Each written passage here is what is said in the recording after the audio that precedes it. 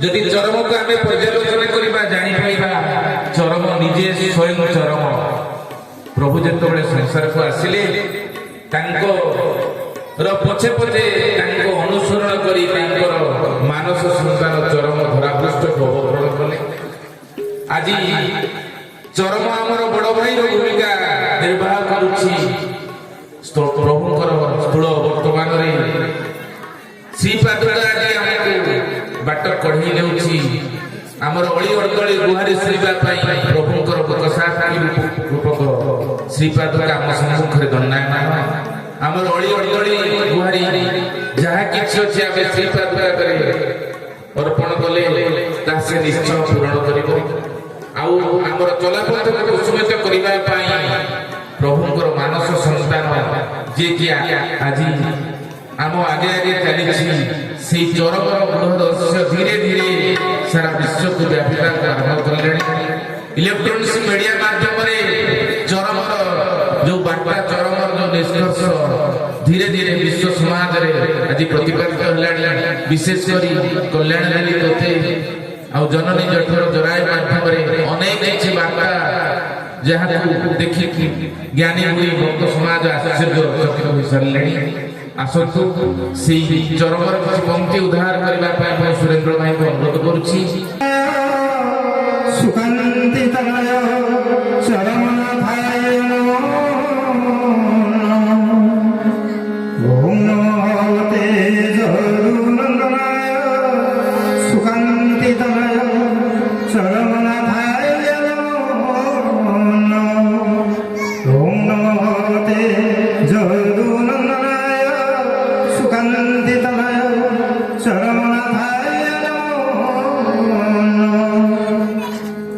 ଆଜିର ପବିତ୍ର ମକର ସଂକ୍ରାନ୍ତି ଉତ୍ସବରେ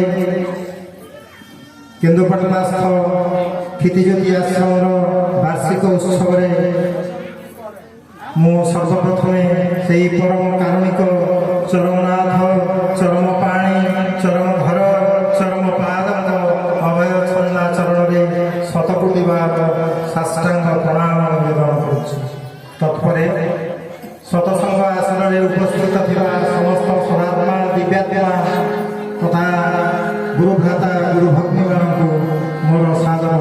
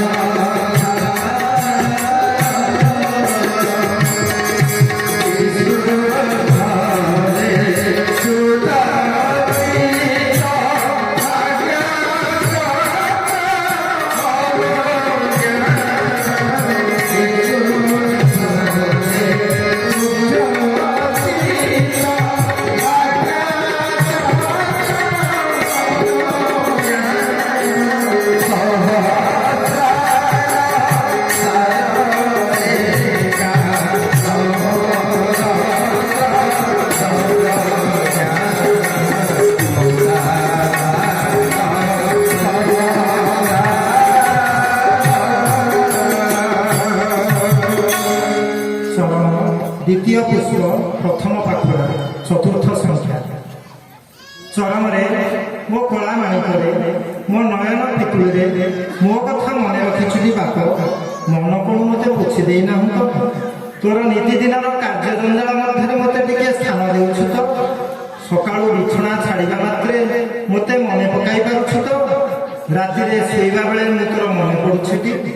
ଶଯ୍ୟା ତ୍ୟାଗ ଠାରୁ ଆରମ୍ଭ କରି ପୁଣି ଶଯ୍ୟା ଗ୍ରହଣ କରିବା ପର୍ଯ୍ୟନ୍ତ ଦୈନନ୍ଦିନ ଯାହା ସବୁ କରିଯାଉଛୁ ସେହି ସବୁ କର୍ମରେ ମୋତେ ଯୋଗ କରିପାରୁଛୁ ତ? ଏହା ହିଁ ପୁରା ପ୍ରକୃତ କର୍ମଯୋଗ। କର୍ମଯୋଗ ହିଁ ପୁରା ନିଷ୍କାମ କର୍ମ। ଏହି ସୂତ୍ରରେ କର୍ମ କଲେ କର୍ମଫଳ ଭୋଗ ହୁଏ ନାହିଁ। ଏହି ପୁରା ଅସର ତତ୍ତ୍ୱ। ଏହି ତତ୍ତ୍ୱରୁ ଜ୍ଞାନ ଉଦୟ ହୁଏ, ଜ୍ଞାନରୁ ମୁକ୍ତି ମିଳେ, ମୁକ୍ତିରୁ ଭକ୍ତିଭାବ ଆସେ, ଭକ୍ତିଭାବ ଆସିଲେ ତୁ ଭକ୍ତ ହୋଇଯିବୁ ରେ ଧନ, ମୋର ପ୍ରିୟ ଭକ୍ତ ହୋଇଯିବୁ।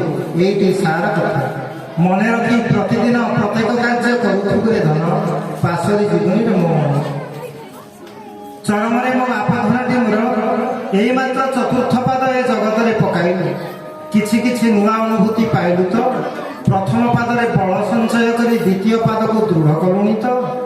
ତୃତୀୟ ପାଦରେ ତୋର ଢଙ୍ଗ ବଦଳାଇ ଚତୁର୍ଥ ପାଦ ପକାଇବାକୁ ଯାଉଛୁ ରେ ବାପ, ବୁଝୁଛୁ କି କିଛି? ଦେଖି ଦେଖି ପାଦ ପକାଇ ଚାଲିବୁ, ଲକ୍ଷ୍ୟ ସ୍ଥିର ରଖିଥିବୁ। ଅସ୍ଥିର ହେବୁ ନାହିଁ ରେ ବାପ। ଲୟ ଚହଲି ଗଲେ ମନ ଚହଲି ଯାଏ, ମନ ଚହଲି ଗଲେ ଲକ୍ଷ୍ୟ ସ୍ଥିର ହେବ କିପରି? ଖସଡ଼ା ପଥ ପରା, ଖସଡ଼ି ପଡ଼ିଯିବୁ ଯେ ରେ ମୋର ବାପ ଧନ। ଚାଲିବା ଧାରାପରା ମୋ ପାଖରୁ ଶିଖି ନେଇଛୁ, ଭୁଲି ନାହୁଁ ତ ବାପ। ମନେ ରଖି ଯେମିତି ଶିଖାଇଛି ସେମିତି ପାଦ ପକାଇ ଆଗକୁ ଆଗକୁ ମାଡ଼ି ଚାଲିବୁ ରେ ବାୟା। ବାପରେ ଭୟ କରିବୁନି, ନିର୍ଭୀକ ହୋଇ ତୋର ଲକ୍ଷ୍ୟ ପଥରେ ଚାଲିଥିବୁ।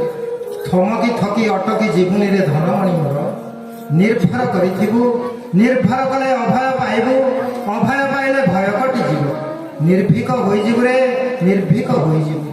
ଆମେ ପୁରା ସବୁବେଳେ ତ ପଛେ ପଛେ ସାହା ହୋଇ ରହିଛୁ, ଭୟ ଗୋଟାଏ କ'ଣ? ବୀର ବିକ୍ରମରେ ଶକ୍ତିର ସନ୍ତାନ ପରି ତୀବ୍ର ଗତିରେ ଆଗକୁ ମାଡ଼ିଯା, ଆଗକୁ, ଆହୁରି ଆଗକୁ। ଏଇ ତିନି ପାଦ ପକାଇ ଯେତିକି ପାଇଛୁ ସେତିକିରେ ସନ୍ତୁଷ୍ଟ ହୋଇ ଅଟକି ଗଲେ ଚରମ ପ୍ରାପ୍ତି ହେବ କି ବାବୁ?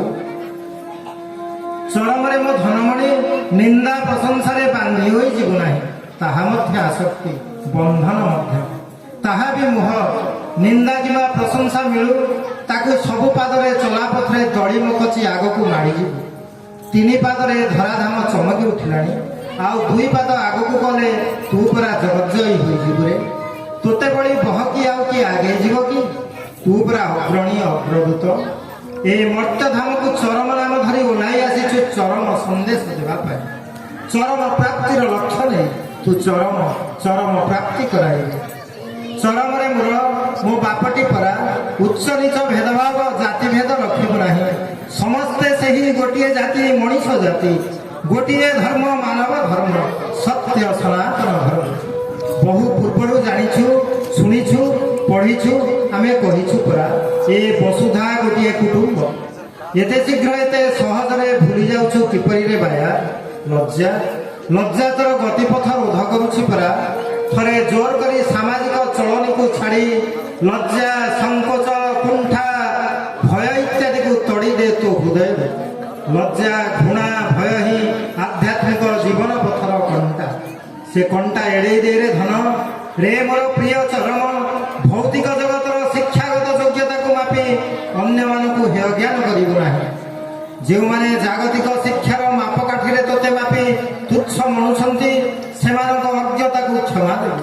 ସେମାନେ କ'ଣ ତୋ ମହିମା ଜାଣିଲେଣି? ଅହଙ୍କାର କରିବୁନି ରେ ଧନ। ମାନ, ସମ୍ମାନ, ଉପାଧି, ପଦବୀ, ପ୍ରତିପତ୍ତି ପଛରେ ଧାଇଁବୁ ନାହିଁ। ପରଶ୍ରୀ କାତର ହୋଇ ଆପଣାର ଅମଙ୍ଗଳକୁ ଆହ୍ୱାନ କରିବୁ ନାହିଁ। ଏ ସକଳ ପରା ମାନସିକ ବନ୍ଧନ, ଏ ବନ୍ଧନରେ ପଡ଼ିବୁ ନାହିଁ ରେ ମଣି। ସଦା ସର୍ବଦା ମୁକ୍ତ ହୋଇ ରହିଥିବୁ ମୋ ବାପ ଧନଟି ପରା। ଚରମରେ ମୋ ଏ କଇର ବଳା ବିଶିକେଶନ, ସ୍ୱାର୍ଥ ବୁଦ୍ଧି ସମ୍ପନ୍ନ ହୋଇ ଦିନ ମାପିବୁ ନାହିଁ କି? ଭଲ ପାଇବୁ, ଦେହ ଘଷା ଭାବ ରଖିବୁ ନାହିଁ।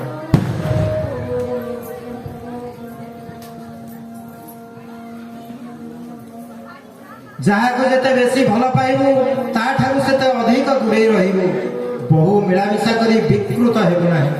ମୁଁ କହିଥିବା କଥାକୁ ସ୍ମରଣ କରି ଆପଣାର ଆଚରଣରେ ଫୁଟାଇବୁ। ଖାଲି ତୁଚ୍ଛାଟାରେ ବାକ୍ ବି ତଣ୍ଡା କରିବୁ ନାହିଁଟି। ଲୋକେ ତତେ କୁହାବୁଣା କପିଳା ଭାବି ନେବେ ରେ। ଯେତିକି କହୁଥିବୁ ତହିଁରୁ ଅଧିକ କାମରେ କରି ଦେଖାଇବୁ ମୋ ବାୟା ହାତୀ। କର୍ମଯୋଗକୁ ପାଶୋରି ଜୀବନରେ ମଣି ମୋ ଧନଟି ପରା ମୋ ସ୍ନେହରେ ବାନ୍ଧି ହୋଇ ରହିବୁ। ତୋ ସ୍ନେହରେ ମୋତେ ବାନ୍ଧିବାକୁ ଅପଚେଷ୍ଟା କରିବୁ ନାହିଁ। ଠକିଯିବୁ ରେ ଧନ, ଠକିଯିବୁ। ଶୂନ୍ୟର ବନ୍ଧନରେ ସକଳ ଶୂନ୍ୟକୁ କିଏ ବାନ୍ଧି ପାରିବରେ? ନିରାଶ ହେବୁ ନାହିଁ। ତୁ ସେପରି ପାଗଳାମି କରିବୁ ନାହିଁ ରେ ପୁଅ। ଯାହା ଦେବୁ ତା ବଦଳରେ କିଛି ଆଶା କରିବୁନି ରେ ଧନ। ତୋ ମନକୁ ଯାହା ଆସୁଛି ଦେବୁ, ବାଧା ନାହିଁ। ସେ ସମସ୍ତ ତୋ ପାଇଁ ସାଇତା ହୋଇ ରହିଛି, ରହିବ। ପ୍ରତିଦାନ ପ୍ରତ୍ୟାଶା କଲେ ସବୁ ଶୂନ୍ୟ, ସବୁ ନାସ୍ତି। ମୁଁ ପୁରା ଯାଚି ଦେବି, ତୁଣ୍ଡ ଖୋଲି କହିବୁ କାହିଁକି ରେ ପାଗଳା। ଚରମ ଧନରେ ମୋର ଏ ସ୍ଥୂଳ ଜଗତରେ ନାନା ପଥ, ନାନା ମତ, ନାନା ଗତ ରହିଛି। ସେସବୁ ବୁଝି ବିଚାରି ନିଷ୍ପତ୍ତି ନେବା ଜୀବ ପକ୍ଷରେ କଷ୍ଟକର। ତୁ ଏସବୁର ଊର୍ଦ୍ଧ୍ୱରେ ରହିବୁ, ନିନ୍ଦା କରିବୁ ନାହିଁ। କେହି ତୋତେ ନିନ୍ଦା କଲେ ମୋ କଥା ମନେ ପକାଇବୁ। ମୋ ମୁହଁକୁ ଚାହିଁ ଧୀର ସ୍ଥିର ଶାନ୍ତ ହୋଇ ସହିଯିବୁ ରେ ଧନ। ଏତିକି ନିଶ୍ଚୟ ପରତେ ଯିବୁ। ତୁ ମୋର ପ୍ରିୟ ସନ୍ତାନ। ତୋ ବୁକୁରେ ମୋର ସ୍ୱହସ୍ତ ଲିଖିତ ବାଣୀ ରହିଛି। ତହିଁରେ ଅସୀମ ଶକ୍ତି ଭରି ରହିଛି। ଗୀତା ଅପେକ୍ଷା ତୁ ଅଧିକ ନିକଟତର, କାରଣ ତୁ ପ୍ରତ୍ୟକ୍ଷ ପୁରୁଷଙ୍କର ହାତ ଲେଖା। ତୁ ଯୁଗୋପଯୋଗୀ ଆଲୋକବର୍ତ୍ତିକା। ଚରମରେ ଏ ସମାଜରେ କିଏ କେତେ କଥା କହୁନାହାନ୍ତି ସତେ। ତୁ ସବୁ ଶୁଣୁଛୁ, ସବୁ ଜାଣୁଛୁ, ସବୁ ଶୁଣିବୁ, ଜାଣିବୁ, ବୁଝିବୁ ରେ ବାପ। ହେଲେ ତୋ ମତରେ ଅଟଳ ଅଚଳ ରହିବୁ। ମୋ ମତ ପଥ ଗତ ମୁଁ ତୋତେ ଜଣେଇଛି, ଶୁଣେଇଛି, ଦେଖେଇ ଦେଇଛି ପରା। କ'ଣ ଭୁଲିଗଲୁଣି କି ଧନ? ମୋ ସହିତ ଯୋଗସୂତ୍ର ରଖିଲେ ସିନା ମୁଁ ପୁଣି ଥରେ ଚେତେଇ ଦେବି, ବତେଇ ଦେବି। ସଂଯୋଗରୁ ଯୋଗ ହୁଏ, ସଂହତିରୁ ଶକ୍ତି ମିଳେ। ବିକାରଗ୍ରସ୍ତ ହୋଇ ଯୋଗସୂତ୍ର ଛିନ୍ନ କରିବୁ ନାହିଁଟି। ବିକୃତ ଜୀବ ଧର୍ମରେ ପଡ଼ି ସଂହତି ହରାଇବୁ ନାହିଁ। ସଂଘ ସଂଘ ତ୍ୟାଗ କରିବୁ ନାହିଁ, ନଚେତ୍ ଠକିଯିବୁ। ଖସଡ଼ା ପଥରେ ପାଦ ଦେଇ ଖସଡ଼ି ପଡ଼ିଯିବୁ ଯେ ମୋର ବୋଲ ମାନିବୁ, ବୋଲ କରାହେବ। ମନକୁ ମେରୁ ପରି ଅଟଳ ରଖିବୁ ରେ ମୋର ବାୟା। ପରନିନ୍ଦା ପରକୁତ୍ସା ଗାଇବୁନି ବୋଲି ତୋ ମୁହଁରୁ ମୋ କଥା ଫୁଟି ବାହାରୁ। ପର କଥାରୁ ତୋତେ କ'ଣ ମିଳିବ ରେ? କିଏ କ'ଣ କଲା ତହିଁରୁ ତୋର କ'ଣ ଯାଏ ଆସେ? ତୁ କ'ଣ କରୁଛୁ ନ କରୁଛୁ ସେହି ହିସାବ କଷି ଆମ କଥିତ ପଥରେ ପାଦ ଚାଳି ଅଟଳ ବିଶ୍ୱାସ ଓ ଆତ୍ମପ୍ରତ୍ୟୟର ସହିତ ଆଗେଇ ଚାଲିବୁ।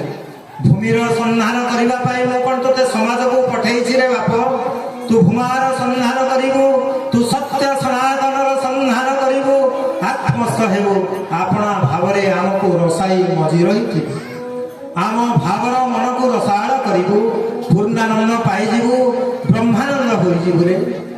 ନମ୍ର ହେବୁ ଧନମଣି ମୋର, ବିନୟୀ ହେବୁ, ଆତ୍ମବଡ଼ିମା ଗାଇ ବୋଲି ମୋର।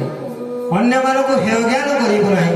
ସେମାନେ ତୋ ଠାରୁ କୌଣସି ଗୁଣରେ କମ୍ ନୁହନ୍ତି, କି ତୁ ତାଙ୍କଠାରୁ ମଧ୍ୟ କୌଣସି ଗୁଣରେ ଅଧିକ ନୁହଁ। ସାମ୍ୟ ଭାବ ପୋଷଣ କରିବୁ, ବୈଷମ୍ୟ ଆଣିବୁ ନାହିଁ। ଏହା ହିଁ ବିଷମ ସମସ୍ୟାର ଜନନୀ। ଆପଣା ବୟସ, ସାଧନା, ଶିକ୍ଷାଗତ ଯୋଗ୍ୟତାକୁ ଜାହିର କରି ଆପଣା ଅହଂ ସର୍ବସ୍ୱ ମତକୁ ଅନ୍ୟମାନଙ୍କ ଉପରେ ଜବରଦସ୍ତ ଲଦି ଦେବୁ ନାହିଁ।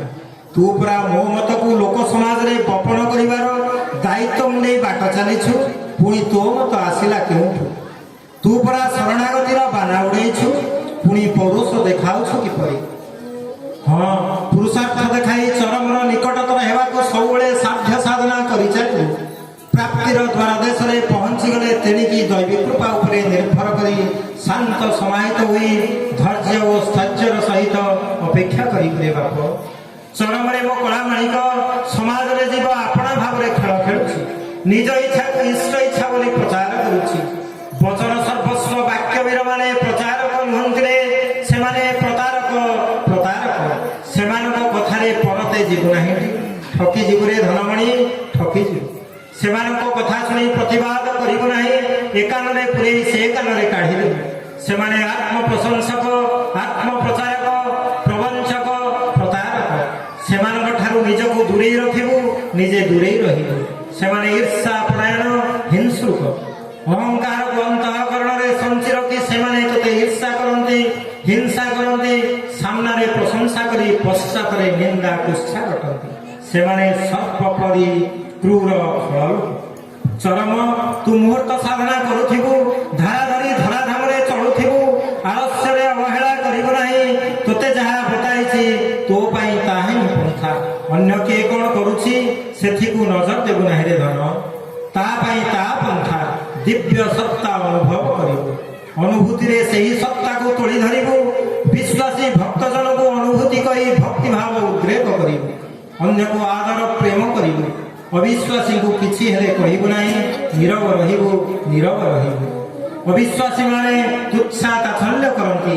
ବିକାରଗ୍ରସ୍ତ ଜୀବ ସେମାନେ ବିକୃତ ଭାବ ନେଇ ଖେଳୁଛନ୍ତି। ଖେଳନ୍ତୁ ମନ ଇଚ୍ଛା, ଚିଟା ଲାଗିଲେ ବଳେ ବୁଝିଯିବେନି। ଭାବ ଭେଳିକିରେ ଆମେ ନଥାଉ, ଆମେ ପରା ଅନ୍ତର ତମରେ ଆସନ ମାଡ଼ି ବସିଥାଉ। କର୍ମହୀନ ହେବୁ ନାହିଁ ରେ ଚରମ। ଆମେ କ'ଣ ସବୁବେଳେ ସବୁ କଥା ସମସ୍ତଙ୍କୁ ନିଜେ କହିପାରିବୁ? ସେଇଥିପାଇଁ ଆମେ ଲୋକ ବାଜିଛୁ, ସେମାନଙ୍କୁ ନେଇ କାମ କରାଇ ନେଉଛୁ। ତାଙ୍କୁ ତୁ ଅବମାନନା କରିବୁ ନାହିଁ। ଆମ ବାର୍ତ୍ତା ସେମାନେ ନେଇ ତୋତେ ଦେଲେ ଶିରପାତି ଗ୍ରହଣ କରିବୁ ରେ ଧନ। ବାଉଳା ହୋଇ ତାଙ୍କୁ ତୁ ଅବମାନନା କଲେ ତୋର ଅହଙ୍କାର ମୁଣ୍ଡ ଟେକିବ। ଆମକୁ ଅବମାନନା କରିବା ଦୋଷ ଲାଗିବ ଯେ। ସାମାଜିକ ଅଭ୍ୟର୍ଥନାରେ ମଜି ଯାଇ ଅସଲ ଲକ୍ଷ୍ୟ ପଥରୁ ଓହରିଯିବୁ ନାହିଁ। ସ୍ୱାର୍ଥପରତା ଗୋଟିଏ ମାନସିକ ରୋଗ। ବ୍ୟକ୍ତିଗତ ସମ୍ପର୍କ ରଖି ଆତ୍ମିକ ଉନ୍ନୟନର ପଥରୋଧ କଲେ ଏହି ରୋଗ ଆକ୍ରମଣ କରେ। ଭୌତିକ ପ୍ରାପ୍ତି ପଛରେ ଜୀବ ଧାଇଁ ଧାଇଁ ବଦ୍ଧ ହୁଏ। ମୁକ୍ତି ପଥ ଆପଣା ଛାଏଁ ରୁଦ୍ଧ ହୋଇଯାଏ ରେ। ପାରମାର୍ଥିକ ଜୀବନ କଳଙ୍କିତ, କଳୁଷିତ, ବିଷାକ୍ତ, ବିକୃତ ହୋଇଯାଏ। ସାବଧାନରେ ଥିବୁ, ଆମ ପ୍ରତି ଅବଧାନ କରି ରହିଥିବୁ। କେହି ତୋତେ ନ ଚିହ୍ନନ୍ତୁ ରେ ଚରମ। ତୁ ଅଚିହ୍ନା ଅଜଣା ହୋଇ ରହିଥା। ଏଇ ମାତ୍ର 3 ପାଦ ପକାଇ ସମାଜକୁ ପଶିଛୁ, 4ର୍ଥ ପାଦ ପକାଇବାକୁ ଯାଉଛୁ। ଏତେ ତରବର କିଆ? ମୁହୂର୍ତ୍ତ ଆସିଲେ ତୋତେ ଖୋଜିବେ, ତୋତେ ହିଁ ଲୋଡ଼ିବେ। ତୁ ମଉଡ଼ମଣି ହୋଇ ଜଗତରେ ପ୍ରତ୍ୟେକ ଜୀବର ହୃଦସ୍ଥଳରେ ବିରାଜିବୁ ନୁହେଁ? ତୋତେ ଛାଡ଼ି କ'ଣ କୀର୍ତ୍ତନ ହୁଏ ରେ? ମନ ଉଣା କରିବୁ ନାହିଁ ରେ ଧନ। କହିଛି ପରା, ତଳମୁହାଁ ହୋଇ ମୌନ ରହି ଅନ୍ତଃସ୍ଥଳରେ ଆମରି ଭାବକୁ ମୂଳ କରି ଆମ ପ୍ରେମ ରସରେ ମଜି ରହିବୁ। ଧୈର୍ଯ୍ୟ ଧରିବୁ, ସ୍ଥିର ଶାନ୍ତ ହୋଇ ରହିଥିବୁ। ଆମେ ସୂକ୍ଷ୍ମରେ କ୍ରିୟା କରି ଚାଲିବୁ। ତୋ ଉପରେ ଶୁଭ ନଜର ଢାଳି ଦେଇଛୁ ଦେବୁ। ସବୁ ତୁ ପାଇବୁରେ ଗୋଳାମାଳି। ଚରମ ପ୍ରାପ୍ତି ଲାଭ କରିବୁ ହିଁ କରିବୁ। ଲକ୍ଷ୍ୟରେ ଲୟ ରଖି ଭୟଶୂନ୍ୟ ଶଙ୍କାହୀନ ହୋଇ ପାଦ ଗୋଟିଏ ପରେ ଗୋଟିଏ ପକେଇ ଆଗେଇ ଚାଲେ ମୋର ମାୟା। ସାମାଜିକ ପ୍ରଶଂସା ପ୍ରତିପତ୍ତି ଚାଟୁବାଣୀରେ ମୋହିଯିବୁ ନାହିଁ ରେ ଚରମ। ମୋ ଧନଟି ପରା ଏସବୁ ଅଢ଼େଇ ଦିନିଆ ଅନିତ୍ୟ। ନିତ୍ୟ ସତ୍ୟ ସନାତନ ଶାଶ୍ୱତ ଅବିନଶ୍ୱର ସନ୍ଧାନୀ ହେବ। ନିଷ୍ଠା, ତ୍ୟାଗ, ପ୍ରେମ, ଆନ୍ତରିକତା, ସେବାଦିର ଫଳ ଅମୃତମୟ। ତାହିଁ ତୋର ଧ୍ୟେୟ ହେବ। ମୋର ବୀର ସନ୍ତାନ ହୋଇତେ ଲକ୍ଷ୍ୟ ଭେଦ କର। ଅବିଚଳ ଅଟଳ ମେରୁ ସଦୃଶ ରହ। ଏହା ହିଁ ତୋତେ ମୋର ଆଶୀର୍ବାଦ। ତୋର ପ୍ରତ୍ୟେକ ପଦକ୍ଷେପରେ ମୁଁ ତୋତେ କଲ୍ୟାଣ କରୁଛି। ପ୍ରଥମ ପାଦର ଆଶିଷ, ଦ୍ୱିତୀୟ ପାଦର ଆଶୀର୍ବାଦ ଏବଂ ତୃତୀୟ ପାଦର ଆଶୀର୍ବଚନକୁ ପଠନ, ପାଠନ, ମନନ, ସ୍ମରଣ, ଧ୍ୟାନ, କୀର୍ତ୍ତନ କରି ଚାଲିଥିବି। ମୁହୂର୍ତ୍ତକ ପାଇଁ ପାଶୋରି ବିସ୍ମରି ଯିବୁ ନାହିଁ ରେ ଗଳାମାଳି। ନୀଳରତନ ମୋ ଚରମରେ ମୁଁ କଲ୍ୟାଣ ଦେଉଛି ତୋତେ। ତୋ ଜୀବନ କାଳର ଦିନଚର୍ଯ୍ୟାରେ ତୁ ଗୋଟିଏ ପରେ ଗୋଟିଏ ପାଖୁଡ଼ା ମେଲାଇ ବିକଶିତ ଅମଳିନ ପବିତ୍ର ଦ୍ୱିତୀୟ ପୁଷ୍ପ ହୋଇ ଆପଣାର ସୁଗୁଣ, ସୁଜ୍ଞାନ, ସୁକର୍ମ, ସୁବାକ୍ୟରେ ଧରାଧାମକୁ ସୁବାସିତ, ସୁଭାଷିତ କରିତ ଆପଣା ଭିତରେ ଗଚ୍ଛିତ ଶକ୍ତିର ସନ୍ଧାନ କର। ଲକ୍ଷ୍ୟ ପଥରେ ଏକଲୟରେ ଅତୁଟ ଅଟଳ ବିଶ୍ୱାସ ଓ ଆନୁଗତ୍ୟର ସହିତ ଆଗେଇ ଚାଲ। ତ୍ୟାଗ କର, ତ୍ୟାଗର ଶକ୍ତି ମାପ। ତ୍ୟାଗରୁ ମୁକ୍ତି, ମୋକ୍ଷ, ନିର୍ବାଣ ହିଁ ମିଳେ। ତୋତେ ଏହା ପ୍ରାପ୍ତ ହେବ ହିଁ ହେବ। ଆମେ ପରା ସର୍ବଦା ତୋ ପାଖେ ପାଖେ ରହିଛୁ। ଆଖି ଖୋଲି ଦେଖରେ ବାୟା। ତୋ ଚଲା ପଥକୁ ମୁକ୍ତି ମଶାଲରେ କିଏ ସେ ଆଲୋକିତ କରିଛି? ଚିହ୍ନି ପାରୁନୁ? ଭଲ ଭାବରେ ନିରେଖି ଦେଖ। ଚିହ୍ନିବୁ ରେ ଧନ, ନିଶ୍ଚୟ ଚିହ୍ନିବୁ। ନିଜେ ଚିହ୍ନି ଅନ୍ୟ ସମସ୍ତଙ୍କୁ ଚିହ୍ନାଇ ଦେବୁରେ ଗଳାମାଳି। ପୂର୍ଣ୍ଣିମା ଚନ୍ଦ୍ର ଜ୍ୟୋତ୍ସ୍ନା ବିଛାଇ ଦେବୁରେ ମୋର ଅମୃତ ପୁତ୍ର। ପୁଣି ଥରେ ମୋ କଅଁଳିଆ କୋଳକୁ ଫେରିଆରେ ଚରମ, ମୋ କୋଳକୁ ଫେରିଆ ତୋର ଚିର ମୂଳାକାଂକ୍ଷୀ ବିଧାନ। ଜୟ ଶ୍ରୀ ଶ୍ରୀ ଶ୍ରୀ ଗୁରୁ ସ୍ୱାମୀ ନୟନ ପଥଗାମୀ ଭବ ତୁମେ। ଜୟ ଶ୍ରୀ ଶ୍ରୀ ଶ୍ରୀ ଗୁରୁ ସ୍ୱାମୀ ନୟନ ପଥଗାମୀ ଭବ ତୁମେ। जय श्री श्री श्री गुरु स्वामी नयन पथगामी भव ସ୍ୱାମୀ ସ୍ୱାମୀ